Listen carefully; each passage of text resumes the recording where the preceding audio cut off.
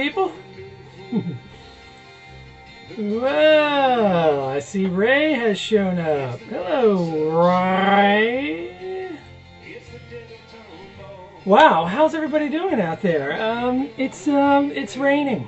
It's crazy raining here, and you know, it's kind of raining a little bit on the inside too. Wouldn't you say?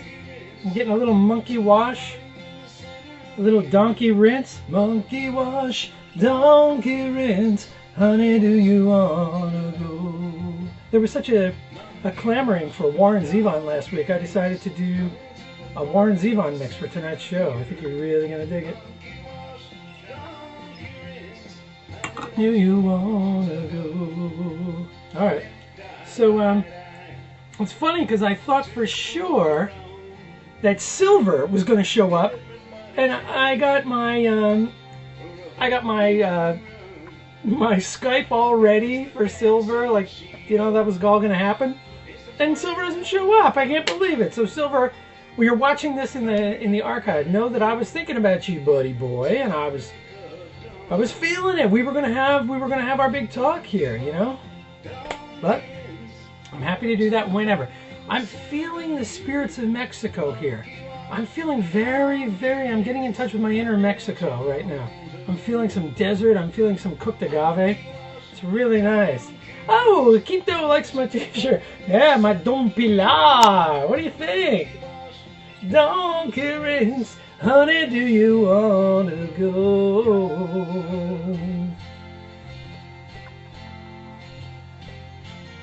All right.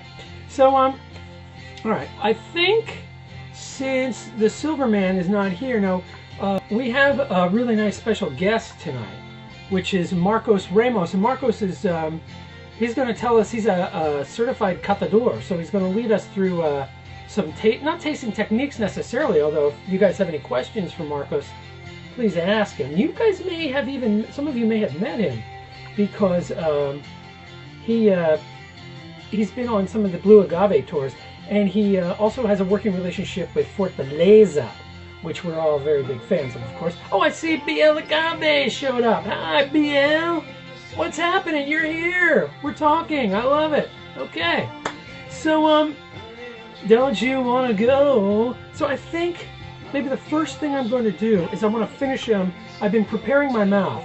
I think the first thing I want you guys to do is, can you give me a roll call? What are you guys drinking? You know, we like to do that. But before, let me start. Well, I'll do it after this song. I'm going to start the show proper, you know, the way for the archives. Oh, somebody's calling me. Oh my God, Skype is calling me. Who is it? Oh, Marco's calling me. No? I don't know. I don't know if anybody's calling me. That's my Skype problem. Right, here we go. What's that I hear? I hear the agaves. They're calling me. What are they saying? They're saying, drink it all night long, Lip. All night long. We've got a very wonderful show for you tonight. Welcome, the Tequila Whisperer. We've got Warren Zevon who decided to stop by. We've got a house full of fun guests, including you. Thank you for showing up. Tonight we're going to get into a new brand. A brand that is somewhat new in the market. Don Pilar Anejo. Kind of a low-cost brand. Good trend, right? Tired of the $7,000 añejos? I know you are too. So let's get right to it, don't you think? Let me get a little roll call here. I want to see who's drinking what. Okay, so I see Marco is drinking Reserva Gonzalez. Fantastic. That is the Don Julio family, correct, Marco? And as a matter of fact, BL Agave is drinking Don Julio's 1942. Very interesting. Perhaps you guys could talk about some vanilla. Marco does that. Sorry, I lost track. I lost my focus. I've lost my focus, and I'm just starting the show. Woo! David Lindley, can you hear this? Well, we go through David Lindley. We go through plenty of David Lindley in any given show. I see that you guys should talk about that. Morse is drinking Buscadores Repo. Morse. interesting choice. Never had the Repo. I'm a big fan of the Anejo, but I've never had the Repo. Perhaps Morse. I know that you sent me some blind bottles, so perhaps that might be on the agenda at some point in the future. We're going to get to those bottles. Thank you very much, of course, for sending those in. And anybody else who wants to send me blind bottles for me to taste, the rules are on the Blue Agave forum, and I'll give the email address out to that later. So Marco is saying yes, these are Sons of Don Julio, who is drinking the Reserva Gonzalez. He says organoleptic tastings. Organoleptic. Let's talk about that organoleptic. All right, so what I want to do is I've been preparing my mouth for this evening's tasting. You know, after we had that show with LaRubis on and he was taking me through the basic tasting functions, and I thought, what I do before every show now is I give my mouth a beautiful vacation, right here in the house. So.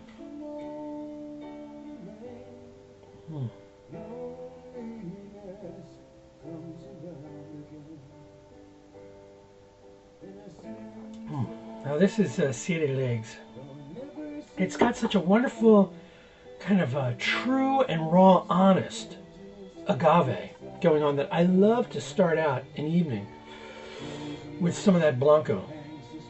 It really sets my tone, So I think what I'm going to do for tonight is I'm going to taste this Don Pilar, and we'll get into that. We'll do some really interesting tastings. And then Marco, I hope you'll stick around, because I'd like for you to call in.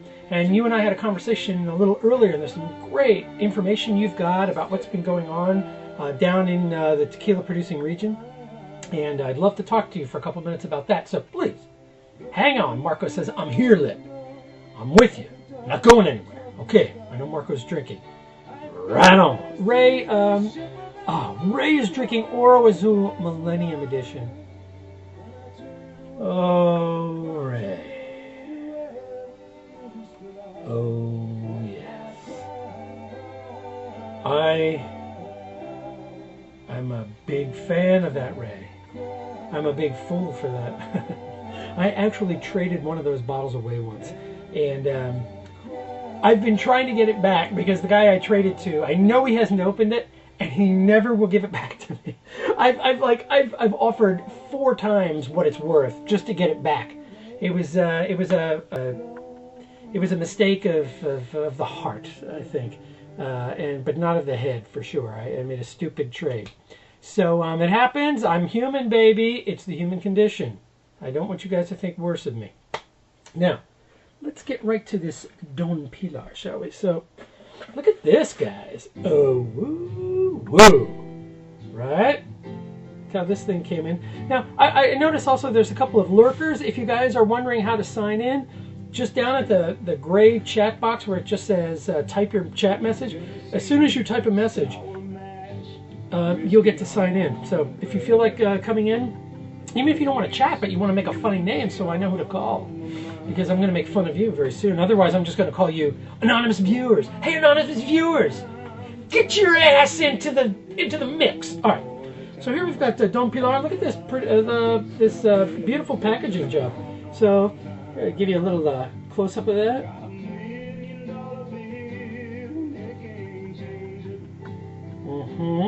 And this is pretty. The back is kind of nice.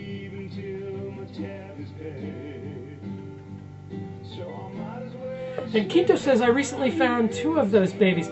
Quinto, you found 2 Millennium Edition Oro Azuls, huh? Yeah, listen, I don't want anybody sending private messages to Quinto. Quinto, you and I need to talk. I know we already need to talk about some of that other juice that you found on some hunts, but we have to talk because I have made a terrible mistake, and I'm seeing a path where I might be able to rectify myself. So let's talk. I have a lot of conversations in my head. I'll leave it at that. So I'm opening this box. Really nice presentation. Quinto says it's a Blanco. Yes. Quinto, you know, that's a very good... oh, Quinto has 70 and 72. Quinto. So no matter what happens in life, after this show, the lot 72, I would like that lot. And I hope that we could maybe come to some kind of agreement about that. But I'll save my my personal disgusting little selfish habits for after the show. Should I do that? Would that make me a better person? You know, it's a funny thing. You start talking about tequila and tequila treasure hunts, and you know, it just, this weird beast comes out of me. I'm sorry, I get weird. And you guys down in San Diego, I don't mean to... Well, you've got a great, very fertile hunting grounds down there, and I'm envious. You got some good stuff down there. All right, now, let me pull this out of here. So, here it comes out, and it's got a beautiful neck tag coming out. And Ray says, email sent. Sorry, Ray, don't you be sniping me, Ray. Come on, you would never have known that if it weren't for my show, right? So don't you be... And it goes for anybody here. Well, all the trades, the lip gets the first trade. That's like what you do for the host, you know, because I can't be making emails like, hey, fuck Lippy, I need all those bottles. Hey, man, you know, I'm putting on a show here, so don't be... Ray. I know we have a good relationship, Ray. Okay, anyway, so here we got Don Pilar. Now look at this, my little friends. Can you see what that says? Hold that up to the...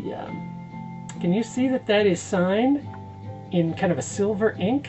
And it says Don Pilar 10209. Looks like the mighty Don Pilar has signed this bottle over to the lip. Ooh, yeah. So, you know, I've been reading up on Don Pilar, and... you know, one of the crazy cool monikers. Oh, and by the way, it says to Lippy. Oh, let's please. Can we get a good shot of that, Mr. Cameraman? Oh yeah. All right. Now, all right. I'm looking on the camera to make sure I got it. Oh yeah, I totally got it. I nailed that bitch. Lip, you're too easy when it comes to Oro Azul. Ray. No, I just had to get out there. Ray, you know it's my private thing. Okay, so let's can we please take that offline? I'm embarrassing myself every time I bring it up. Now, so I've been asking what's the price point of this Anejo? It's a good price. It's about $38, give or take. So that, yes, you heard me right. This is not some $80 Anejo. It's not a $60 Anejo. It's $38. I've seen it at $38 at Beltramos in Menlo Park. So it's got a synthetic cork here, which is kind of interesting and not a problem because for me, you know, I mean, I like corks, but I really don't like all that floaters and all that shit. And oh, Mike Vasquez. Hola, Miguel. Nice to see you. I'm glad you signed in. So it's got a wooden top that you can see. All right, so we're you know, Mike, if you just joined us, so we're drinking Don Pilar, and oh, I'm taking a sniff. Okay, I'm getting like some kind of bathroom medicine cabinet vanilla coming in on the nose, but that's not fair. Let me take a pour first.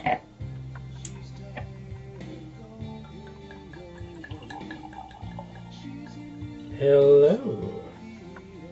All right. Ray says, oh, no problem, Lip. I got your back when I find more 72. Don't you be taking Quinto's 72. And Quinto, I know we haven't solidified that deal yet, but we will, baby. There's just something about that lot that the lip needs to have. It's one of those lip things. What can I tell you? It's a lip thing. Now, check this out. So I'm checking out the legs on my new Siete Legs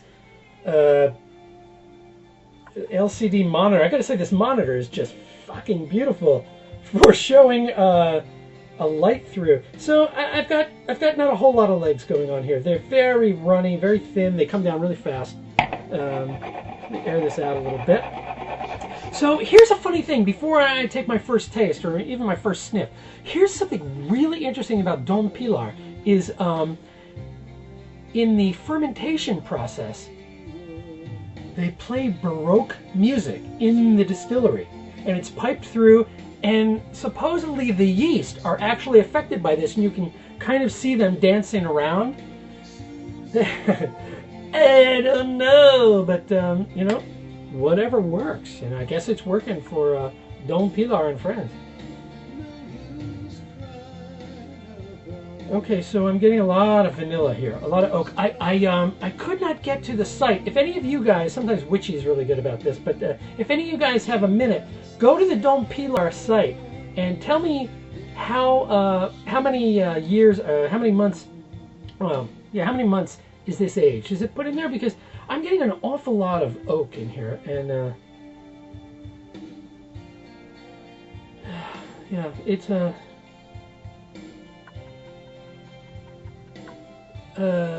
Ray says high or low. I'm sorry, I missed that, Ray. High or low what?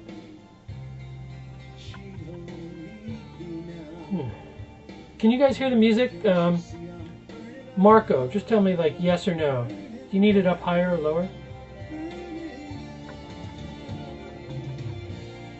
Oh, highlands, lowlands. I think it's lowlands. Although, yeah, it feels like a lowland. Marcos, thanks.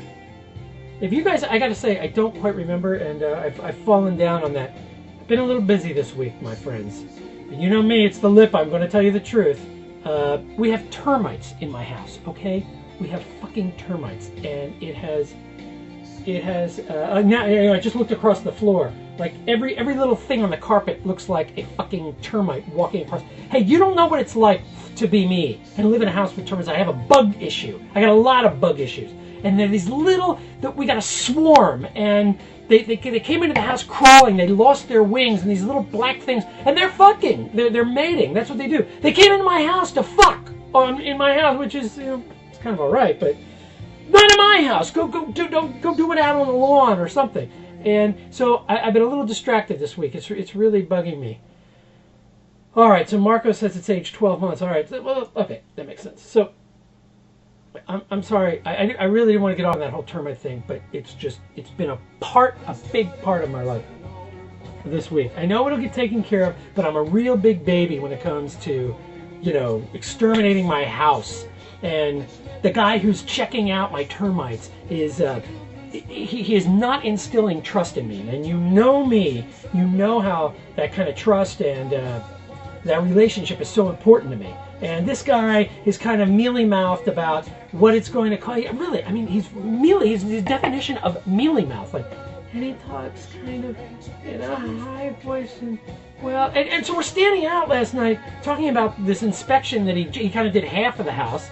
And we're getting like buzzed all around us out in the driveway, and there's like this shit flying in my face, and so something it lands on my shoulder, and it's a big fucking, you know, I live kind of in the mountains, so I'm somewhat used to moths and spiders and things like that.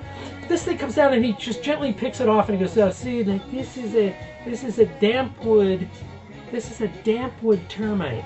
And I'm going, what? Like these things are swarming all over my face, and it's just disgusting. You know, I know it will get handled, but I need to drink. Right? No, let me get to it.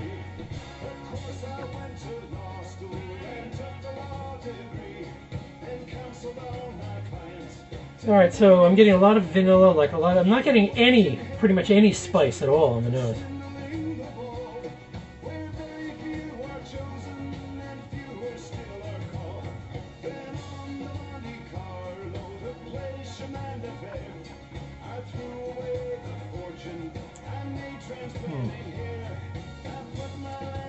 Yeah. So I'm getting like a slather of stuff here. I'm getting a slather. I've got some back end tasting. I've got like a slather of vanilla on top, and it's giving me like it's funny. It's giving me a yeasty taste. I'm getting like a yeasty undercurrent. You guys, thanks so much, you guys, for helping me out here. I'm reading your post, and it's saying it's virgin white oak from Missouri. So it's got a little light toast on the barrels. Yeah, I knew it was an oak, and it's about a year old, but it's got a hell of a lot of oak in it for just a year. So, Morse, you got better things to trade, Morse. Yeah, I'll tell you, these fucking termites are good. I hope they don't get into the wood. What are they going to get into the wood top of my tequilas? What is that about? I'm going to find termite babies who were conceived on the top of this. Look, like, oh, what a relaxing, lovely place for us to fuck. Yeah, don't fucking do it. All right. Hey, let me get back to this.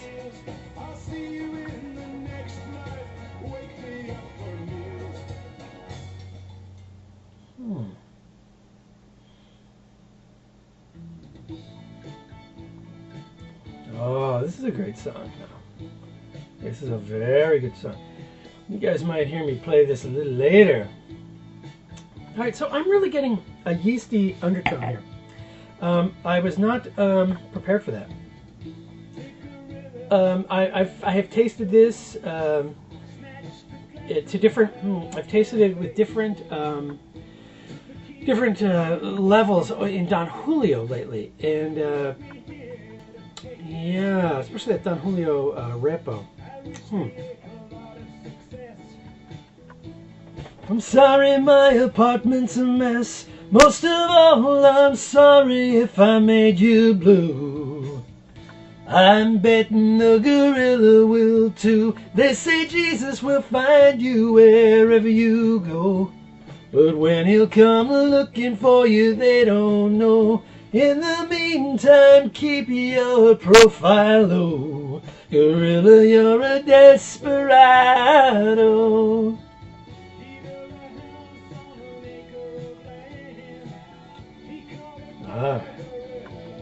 So Marco is asking a question here. Can you taste green piña or uncooked agave? Well, interesting, Marco.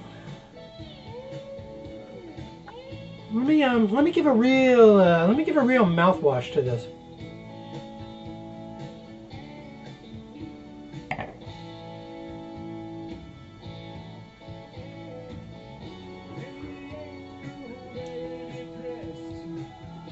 I gotta tell you, there's some interesting spice going on up top. It's a pretty thin feel. Here's what's happening. What's happening is the finish. The finish is leaving a pretty heavy yeast bag on my tongue, and it's a kind of a musty yeast bag. And it doesn't taste like termites, and it's not completely. It's not completely unpleasant, but I feel like I'm in the weeds over here because Marco says it seems like they did a fast fermentation. Yeast usually goes along with those flavors. I know, man. And they make such a big deal about their yeast. I wonder if it's the yeast produces. Well, here's the thing. On the website, it's saying the reason they played the Baroque music is so that the yeast will devour the sugars faster. And that is exactly what you're telling me. You're saying that fast fermentation, they're advertising that it's a fast fermentation on the website. And I got to say, I am concurring here. I'm tasting yeast. And I don't want to taste yeast. I'm bummed. It's really obvious.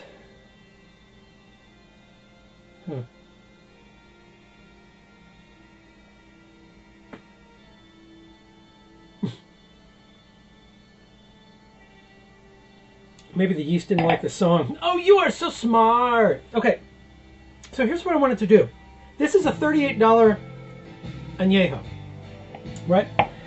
What I want to do is I wanted to taste it against something of its own kind of it's of its own monetary value. So I grabbed this bottle of 5150 from last week. You guys will be very impressed with me. Look how much is left. I went to a wedding. I went to a wonderful wedding of my favorite friend, Jeff B. Props to you. I know you're on your honeymoon.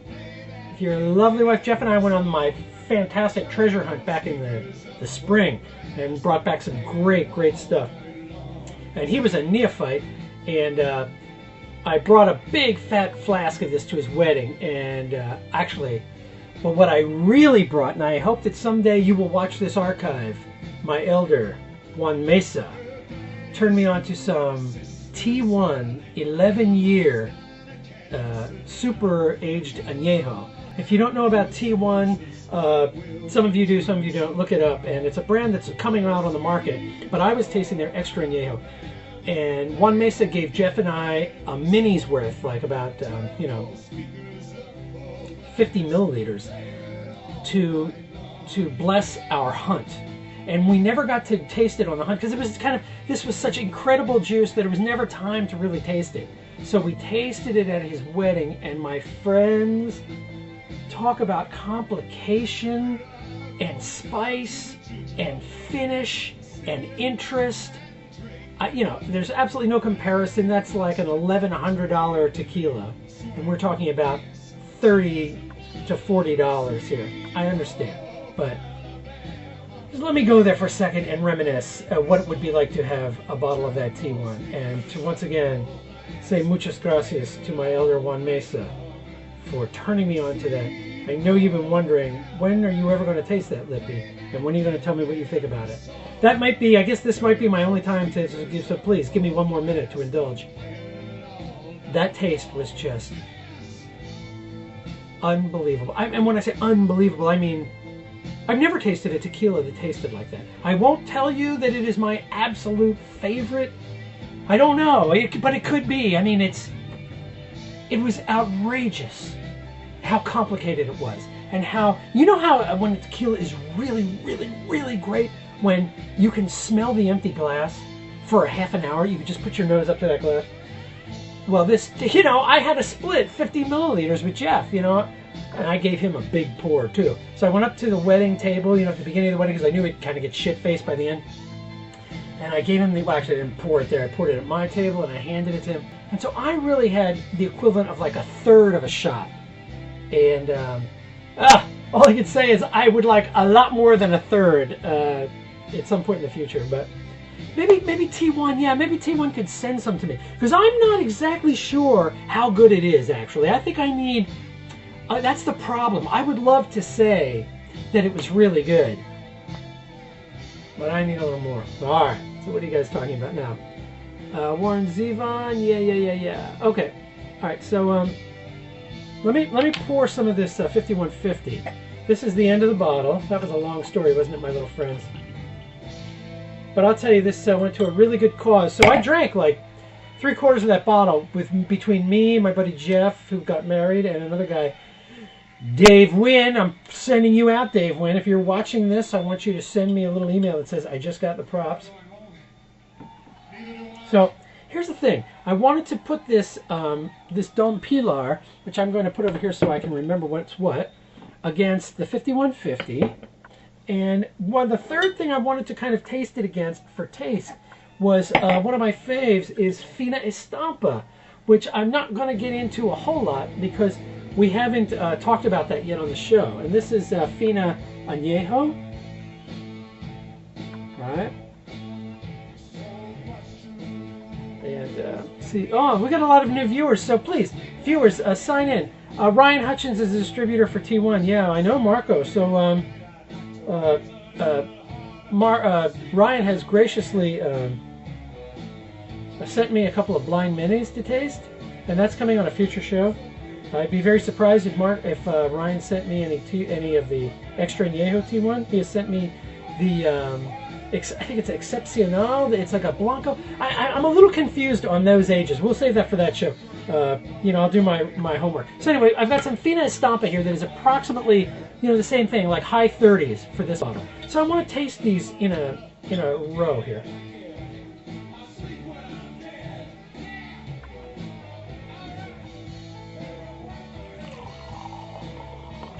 Alright, so here's my little Fina. Alright, now Marco, I haven't forgotten about you, baby. Don't go anywhere. Everybody, Marco's going to be joining the show in a little bit.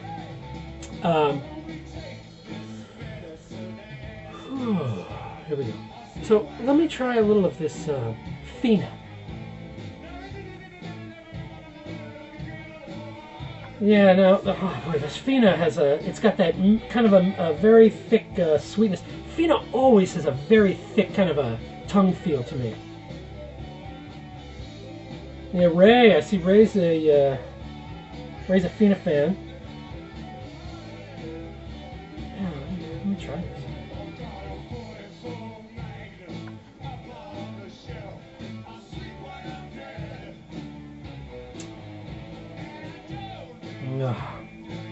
Now here's the thing.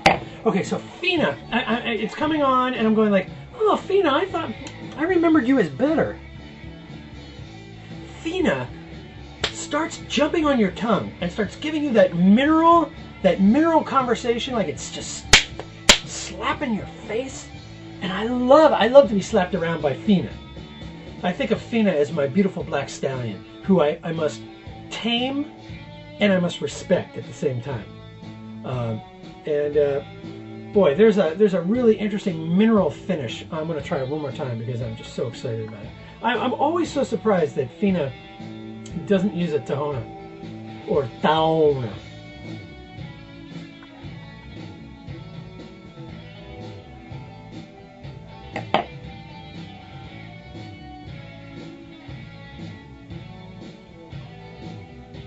Yeah.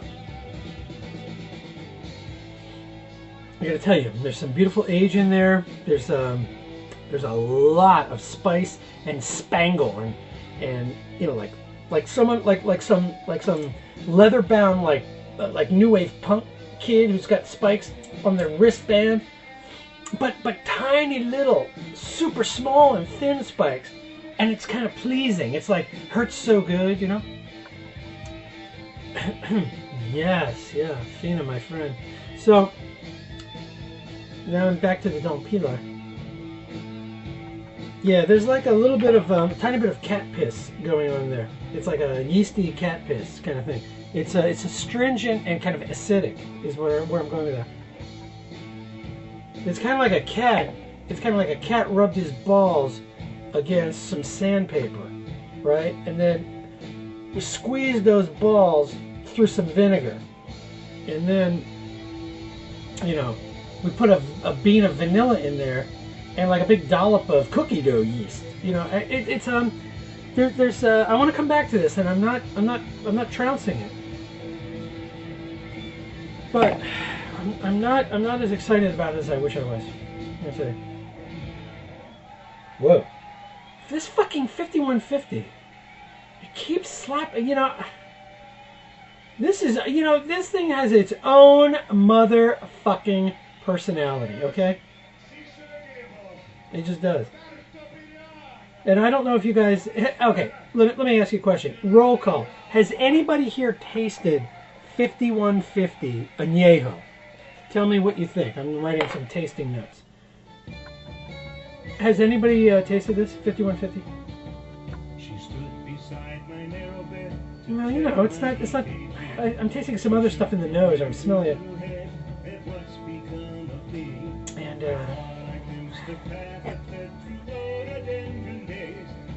oh, yeah, there's some vegetal thing in the Fina. But I'm not... Okay, I'm back at 5150. So Quinto has not tasted 5150. You know it's available. It's openly available. I really well, let me taste this first before I go out on my limb.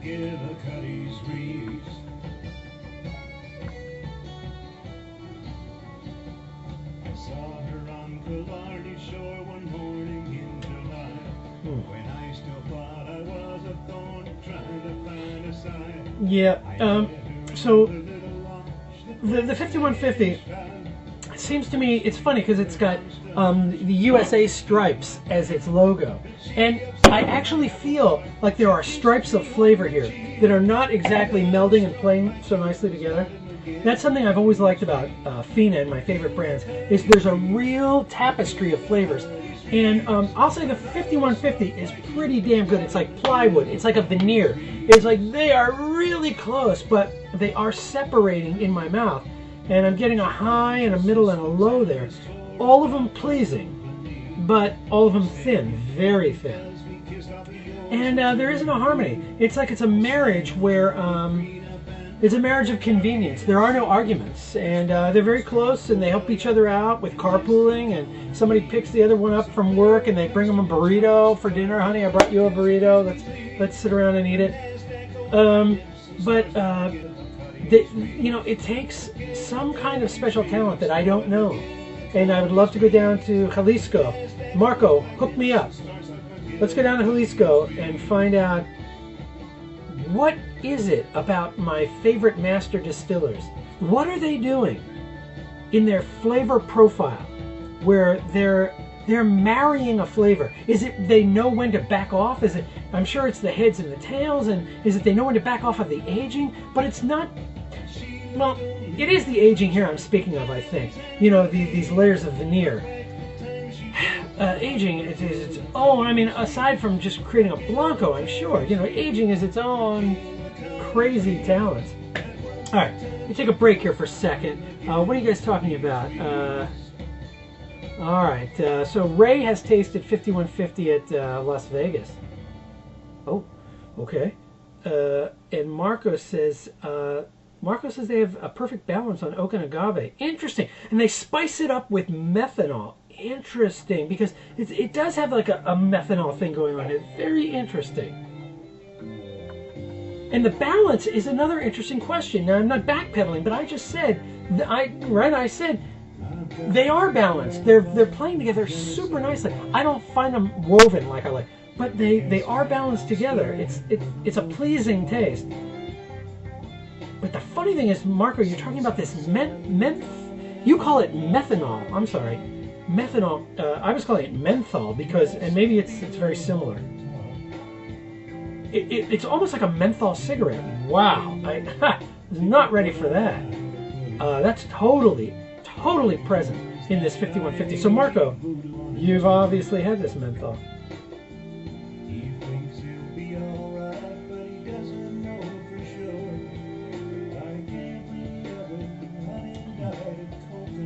Interesting, and it's back. The methanol is in the back. I'm going to call it the menthol.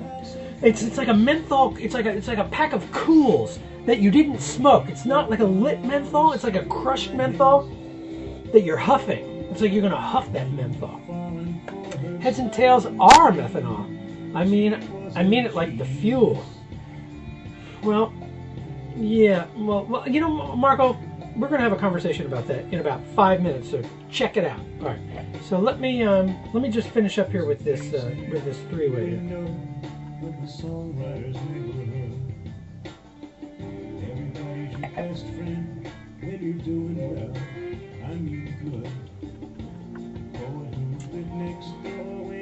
Okay, here's what's going on. I'm almost getting shades. I've said this before. I'm getting little shades of 1921 in this Fina, which just makes my nipples hard. You know, it's fantastic. That Fina, it's harkening back to a flavor profile of the original Casa Noble Blanco, before the new recipe about 2 years ago. It's harkening back to 1921. It's like a thick, sweet, gummy mineral going on, and that is why Fina is just so outrageous. And it's not, the thing is, the Fina, it doesn't quite commit in almost any of its ages, although I'm really warming more up to the Fina Repo than I used to. Fina for me always is like, you know, I know you don't quite make it 100% of the way there, my little Fina Black Stallion, but the ride that you gave me was worthy. Like, yeah, it's not 1921. Yeah, it's not that Vámonos Rápido Casa Noble Blanco. But you're on the same racetrack, my friend, and you are running a very, very respectable race. And you know, in general, you can get Fina when you could find it. It was like $23 a bottle, whereas Casa Noble was 40 plus, and 1921, Jesus Christ, that's like $60 for a Blanco. I mean, they're complicated. The problem with 1921 is it's too expensive, and I can't find the leather strap anymore. Leather strap, 1921 Blanco. Quinto, you must have like 25 of them. I think we need to talk about that too. Okay, so I want to come back to the Don Pilar to finish up here.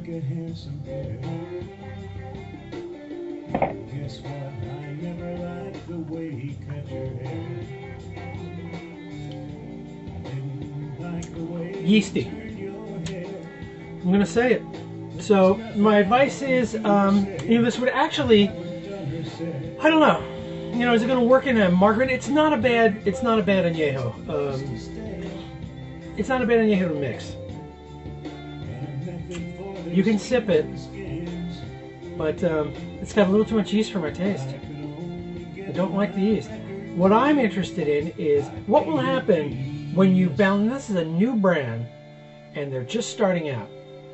And I'm sure they are messing with the formula at every batch. I'm trying to find, sorry guys, I'm trying to find a batch number on this bottle so that I can look at it and see. It's not going to be on the card. I'll try to find it, and I'll post it on the Tequila Whisperer site. Oh, here it is. It says Lot. Oh, Jesus. Hold on. You know the lip. Okay, so this is this is lot 071 IIDP 1008. Whatever that means. Maybe we'll try to figure out what that means later. But I'm interested in a couple things. I'm interested in what will happen when Don Pilar makes a couple more batches of this, maybe in a year or so. Let me try it again. And also, what will happen when they make an extra añejo? I think that will be interesting. And also, I would like to know what the Blanco is that's making this. Like right now, Don Pilar only has an añejo. So, where was the Blanco that created that? I can understand maybe. There was a higher price in the añejo, and that was a market you were going for. I'll bet that eventually you're going to be creating a Blanco, and I'll be very interested to taste that. Yeast is my overriding factor in that, so take that as you will. I think if I had to finish up this three-way between Fina and 5150... Oh man, I am totally getting this barnyard, like big fucking stallion balls coming on. It's beautiful. I'm not gay. Not that there's anything wrong with it, but there's some. I'm getting images, man. What makes a stallion? Big black stallion balls, and they smell like they're kind of sweaty, but sweet, and.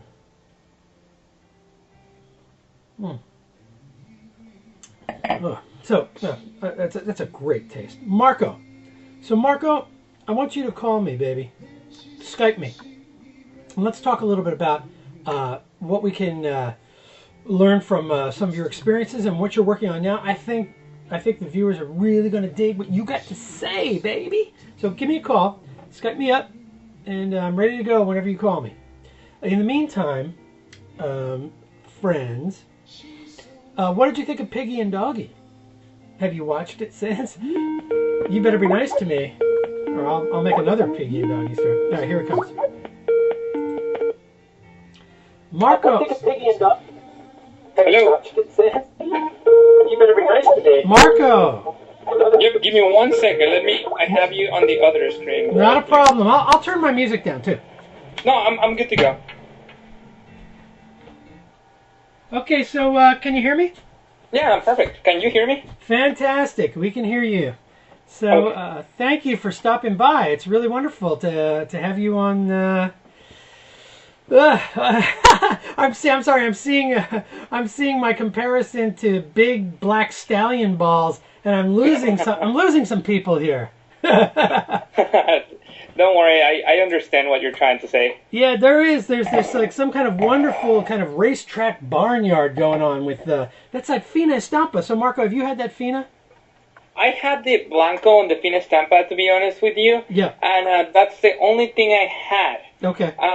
So I didn't get all of the flavors that you found on it, but I found some similarities of what you were talking about. I think their agave, they have nice agaves, and also the soil has a lot to do with it. Where does the soil come from, and what kind of soil they have, and that gives it a lot of minerals. And when you mix those minerals with the actual barrels, then it makes a huge difference.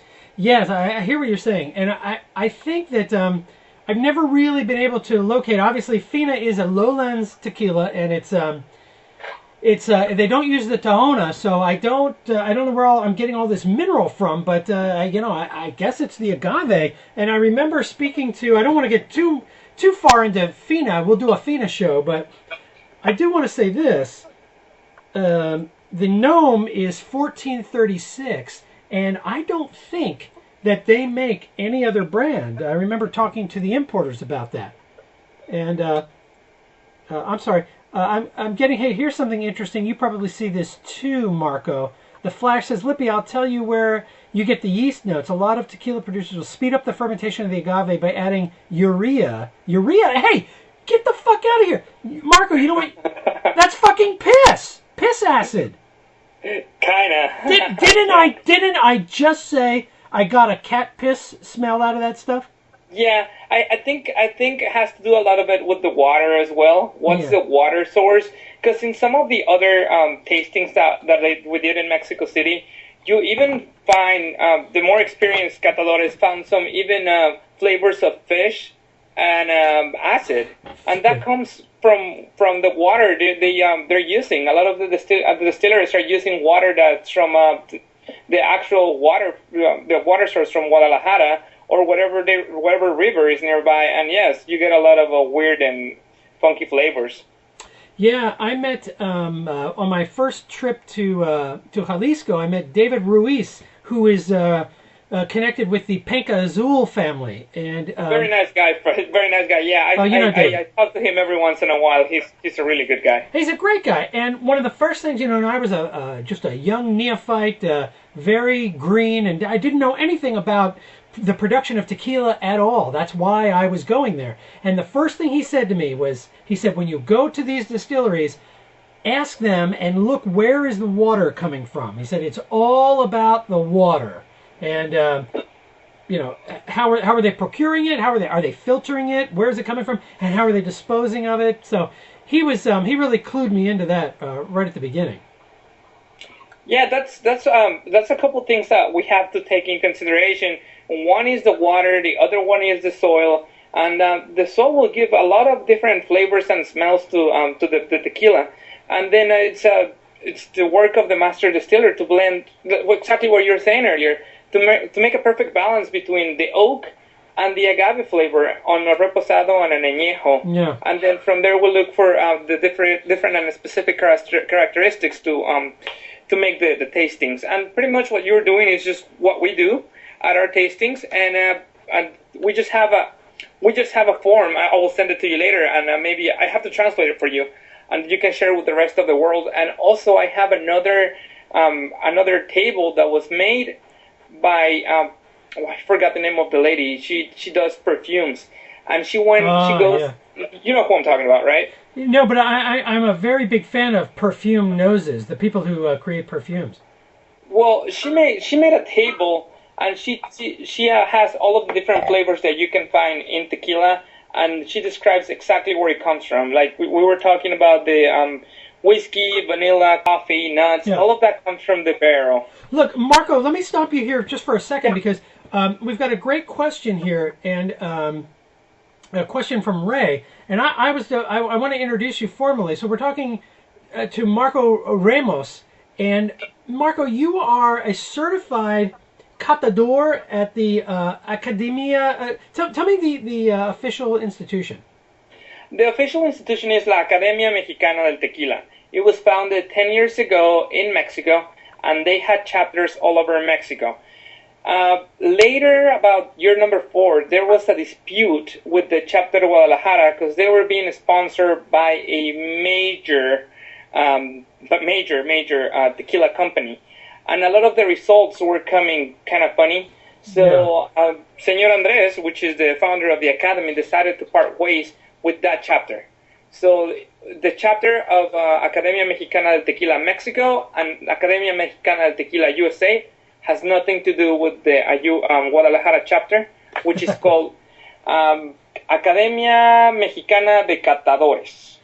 So when you are a certified catador, and how do you become a catador?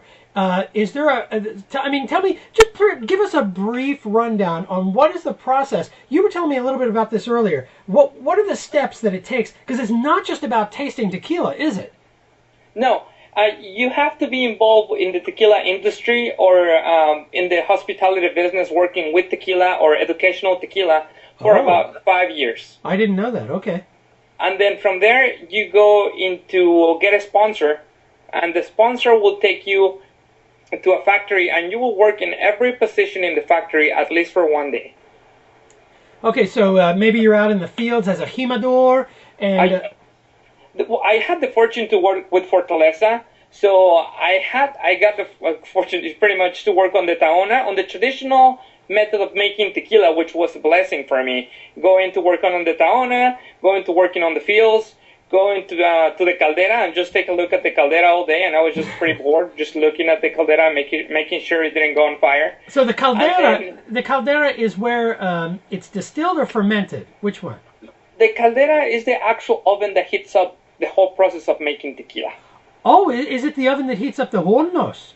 Or yes, exactly. It's the oven that gives vapor for the ovens to work. Oh, I see. I didn't realize. Okay. So, you know what? So, wait, I got to stop you there. Wow, we cannot gloss over this. We have a lot of viewers here who are very knowledgeable and who are completely into Fortaleza. You're telling me that you put on rubber boots and you got down in the tahona pit and you were shoveling the tahona grindings back onto the wheel? You did that? Yeah, pretty much. It was... it's like a fantasy of mine.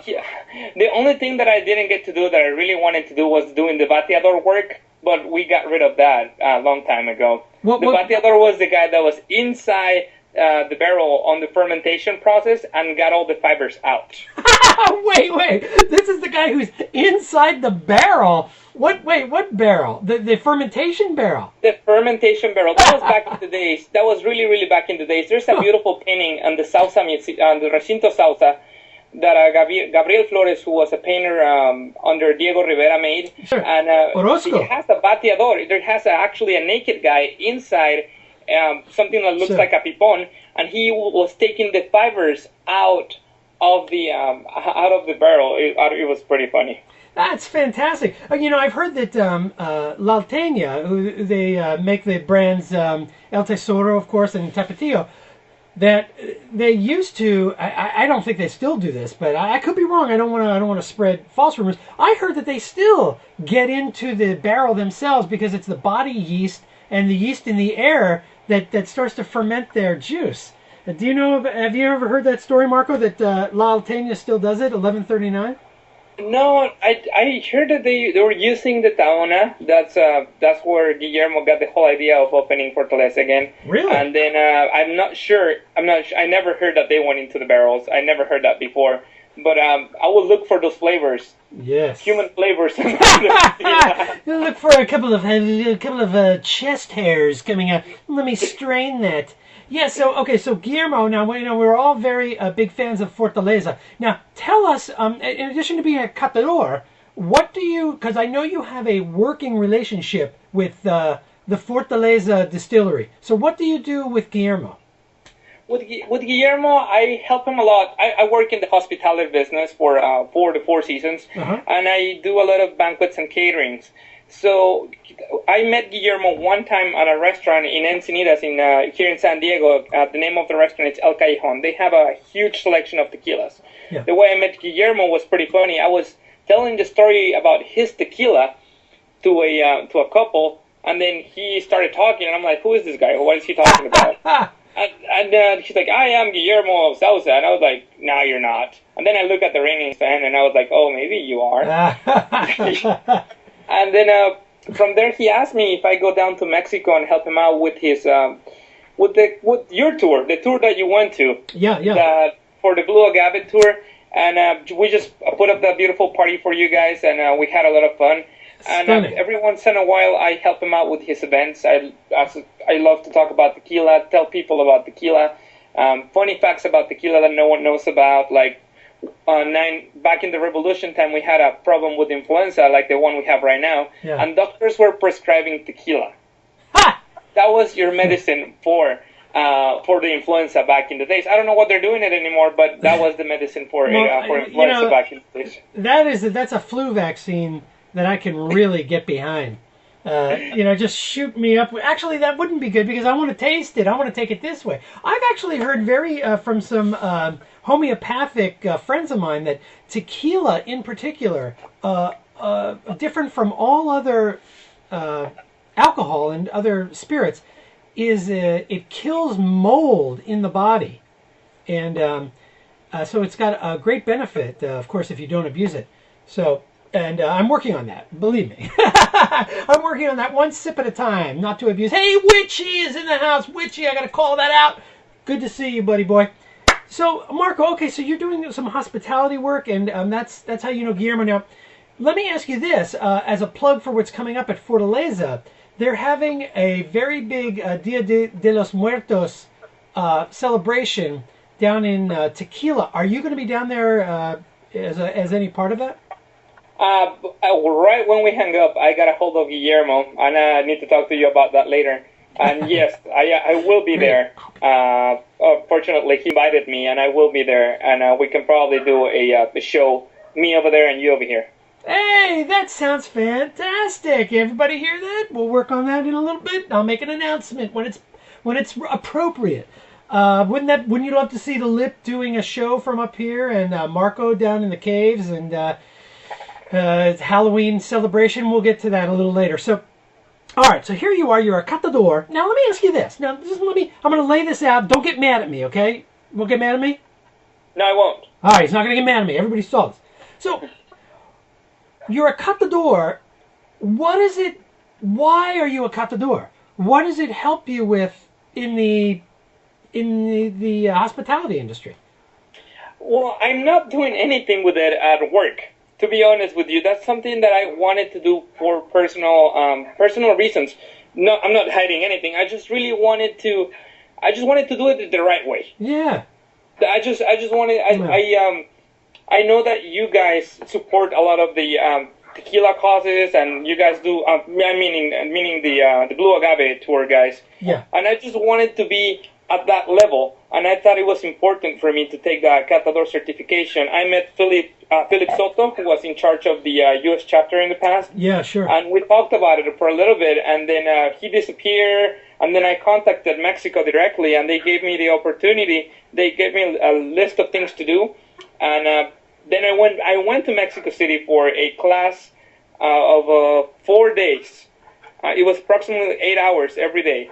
And we did a lot of tequila tasting. Oh man, can you imagine 4 days? The only one I thought Mike Morales was the one to beat, but you beat him 4 days of tequila tasting. Oh my God, I have got to get your tequila profile taster, so that I can be down here and tasting it, and help me identify the flavors.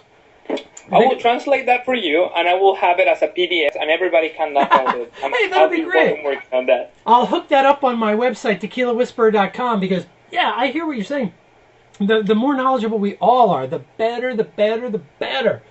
So, Marco, now, you were telling me, geez, I'm trying to remember, forgive me, I'm trying to remember what we were talking about this afternoon. It was something about growing the agaves.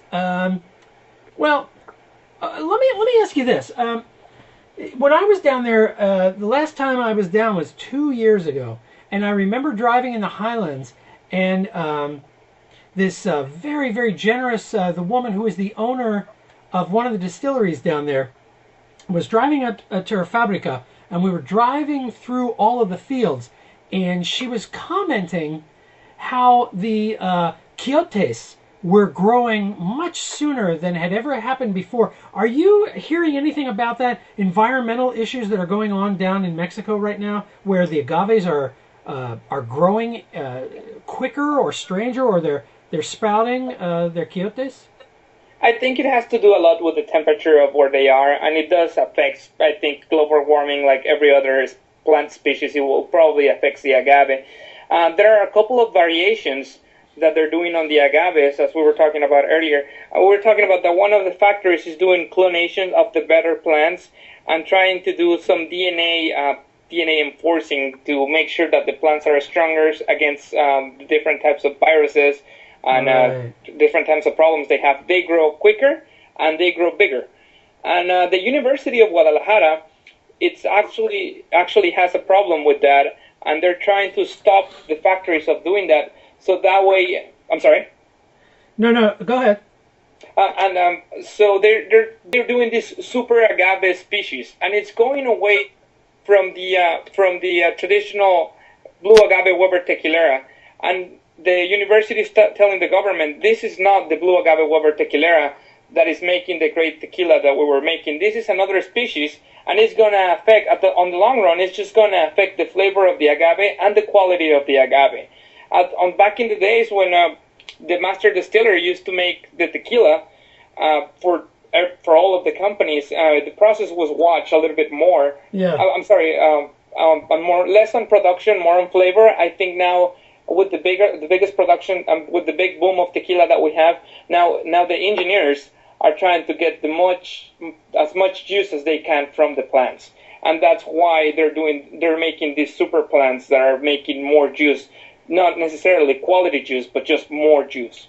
Yeah, that is exactly what we were talking about earlier with borderline cloning of agaves, and just doing more juice. I remember seeing a Fabrica in particular, which was one of my favorites, 1139, which is La Alteña. We talked about them earlier, make El Tesoro and Tapatio.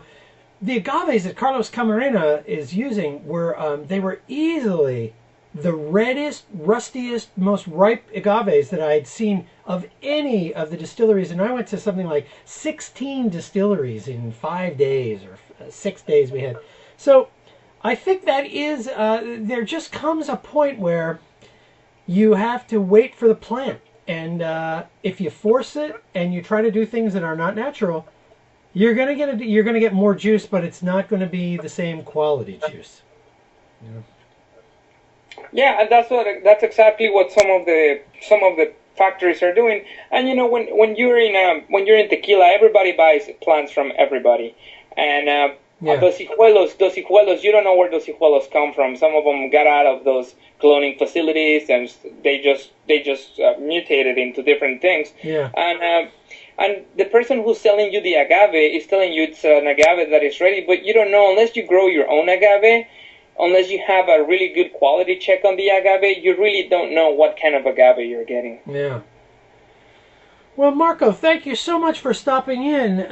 I hope that you'll come back because I'd like to talk to you some more about some other issues and some brands that you might recommend for us and things like that. Will you come back and see us again soon?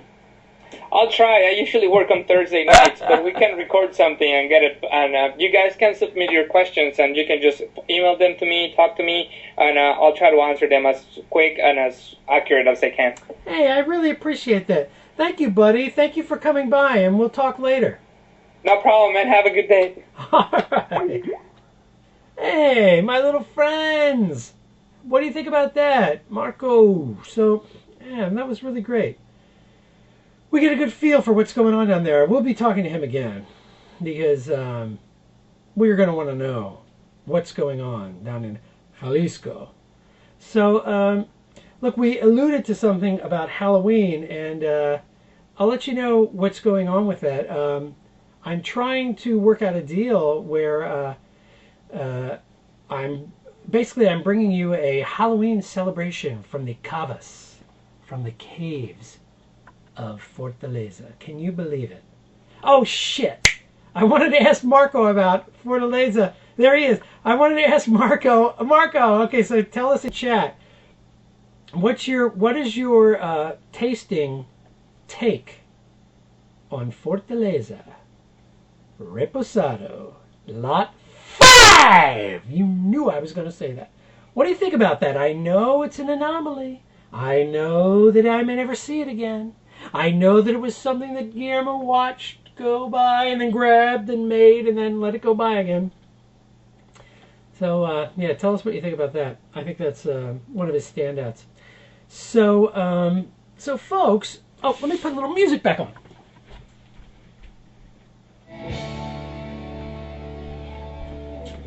So, Don Pilar, I think everybody is, Marco's calling back. He says everybody asked him that question. All right, hold on, I gotta find you, buddy. Just turn that music. Oh, what happened? Call me again. You calling me? What if I call you? Let me try to call Marco. Marco! I'm here. All right, hold on. Okay, yes, so everybody asks, what, are you kidding? Everybody asks you that question? Yeah. Get out of here. I have some people that I asked me specifically for Lot 5, and I had a chat with Guillermo about that, and he said there were a lot of changes in the factory before Lot 5. And from now on, everything is going to be more like Lot 5 than before. Well, I gotta say, that's a hell of a... That sounds really good to me. But now, so things are gonna taste more like Lot 5. So can you tell us specifically what you're referring to? What changed that is going to taste like that? The changes that he made one of the changes that he made was the quality barrels he's going to start using now, and how many times he's going to use those barrels for the reposados and then for the añejos as well. He said to keep an eye on lot 6 of the añejo. No, not lot 6 of the añejo. He will let me know when what lot is going to be coming up out of that lot 5. Also, the containers he's using to store that tequila were bigger. He did he got bigger containers, and since everybody responded to that lot 5 so well, yes! the chemist that he's using, who was one of the really, really old guys that used to work at Sausa back in the days where his grandfather was the owner of that factory, has the exact recipe for that. For lot 5. For lot 5. Oh, fuck! This is like, if we do this Halloween thing, all I am going to be drinking the whole night is lot 5. And Guillermo, I'm going to do the whole broadcast from a bathtub. I'm going to be, you think I'm joking. I'm going to just sit in that lot 5, and every once in a while, I'm going to just, kind of lean over like this and just kind of lap it up. This is very, very interesting. That's great news to hear, because the first time I tasted that stuff, I was with Guillermo. It was at a tasting he was doing here at Tres Agaves up in San Francisco. And, God, Marco, were you even at that thing? No, it was probably Patricio. Yeah, okay. I think it was Patricio. Anyway. And Guillermo said, so what do you think of that lot 5? And this was what I was talking about just like 10, 15 minutes ago, where I finished a glass and I just smelled it for 10, 20 minutes. I see Witchy is drinking lot 5 right now. Oh my God, that stuff just, it's so tuned to my particular palate. I'm sure I bored Guillermo to death by telling him and emailing him 100 times, that lot 5, it's so great. Now wait, but before, I can't let something go by that I heard you say. You said that is Guillermo going to take that lot 5 and age it further into a certain añejo?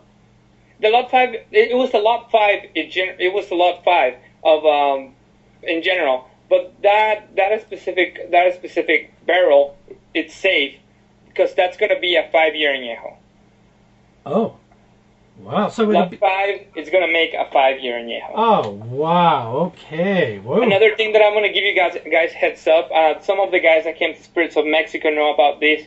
It's there is a 5-year añejo, 47.7% alcohol content. Well, really, really smooth. And that's going to be a Christmas only thing. Wait. It's going to come up pretty soon. This Christmas? Maybe this Christmas, maybe next Christmas. Hey, come on, you little Billy. Wait a minute. I really don't know. This is an añejo? It's an Anejo?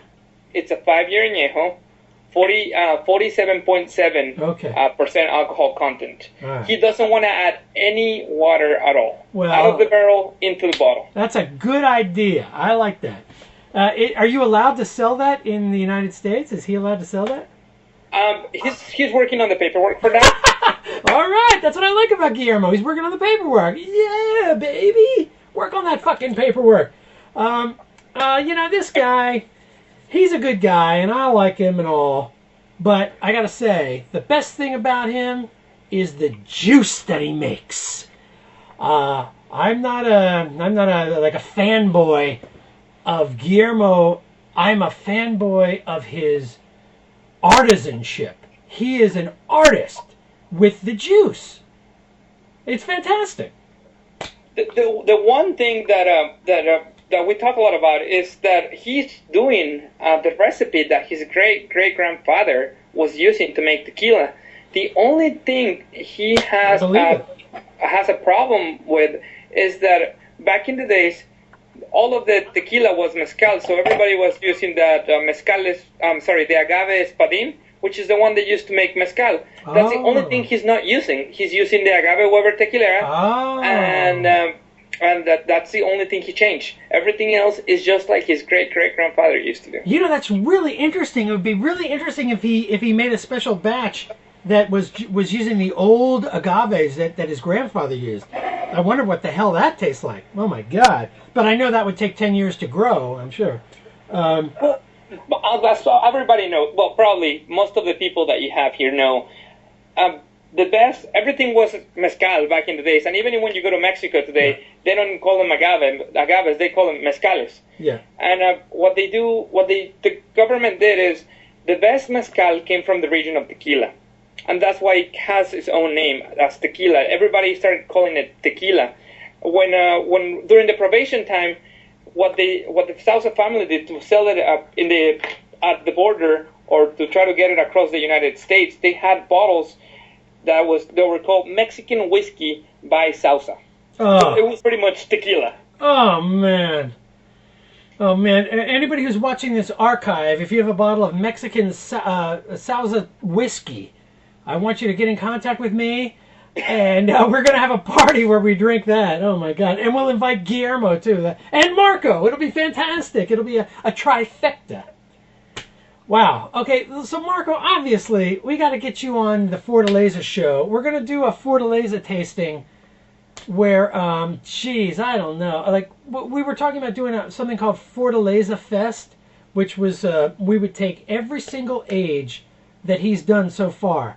I guess that includes 6 Blancos, like 5 Repos, and he might be up to, is he up to lot 4 or 5 of the Anejo? I'm sure Witchy knows. Everything is up to lot 5, as far as I know. But I know the Blanco is up to lot 6. Yeah. All right.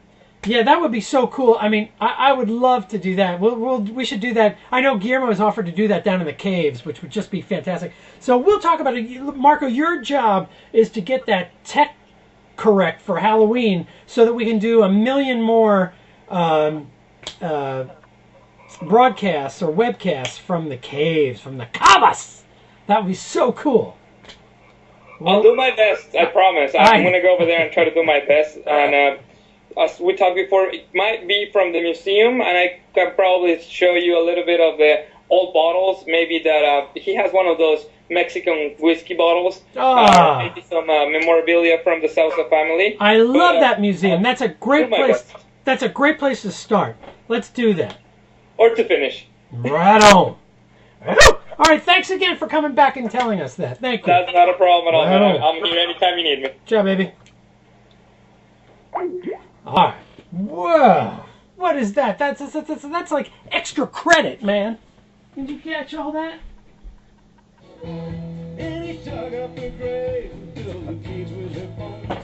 Excitable boy, they're all six. All right, now listen. I know we got a little sidetracked. I want to say to Don Pilar, I want to say thank you for sending me this bottle. Thank you for signing it to me. Muchas gracias.